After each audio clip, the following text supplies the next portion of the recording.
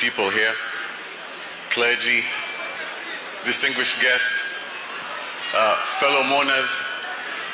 If I could have your attention for a bit. I've been struggling to come here, but this time I do realize I prayed for this, and I realized he would want me to say something, so this wouldn't be for me. This would be what he would want me to tell you at this point. And it might offend some, it might be boring for others, but you'll know that it's coming from him. So, the first thing I keep hearing, you know this is not supposed to be a political event, but the reason is people forget the reason why my father would say that. It's because deep down, and it has been said before, he believed everybody was the same.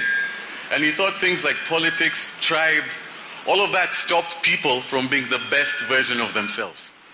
He thought that if anybody ever focused on that, they forgot on just doing what they're supposed to do and being the best version of themselves.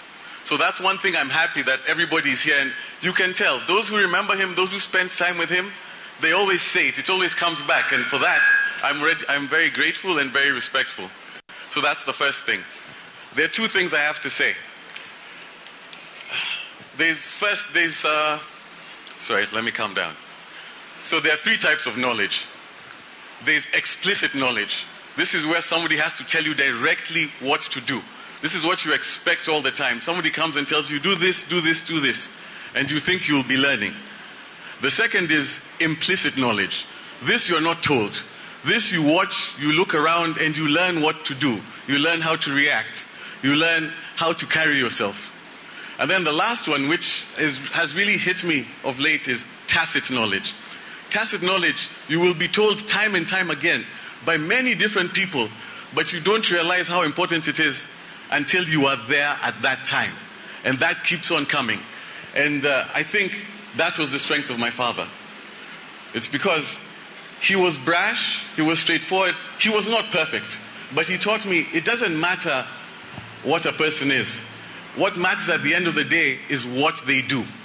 And I'll repeat the same thing that I want you to take back. He always let everybody be the best version of themselves.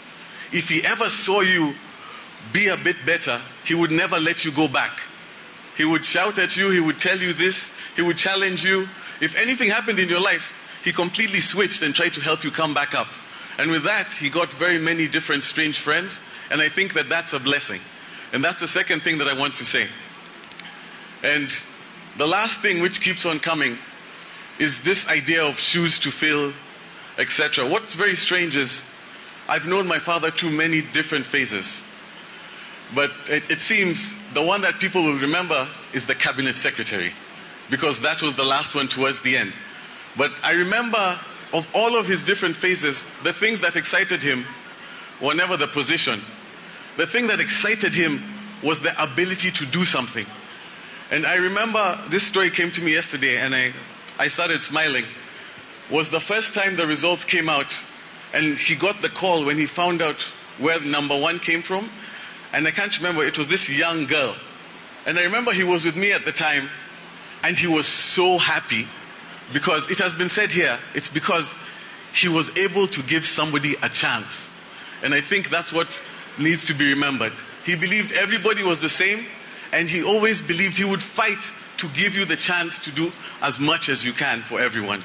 And I think everybody should try and remember that as we keep moving.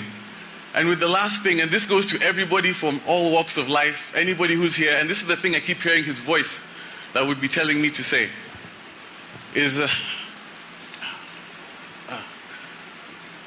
right now at this point, he wouldn't be too happy that everybody's focusing on the man.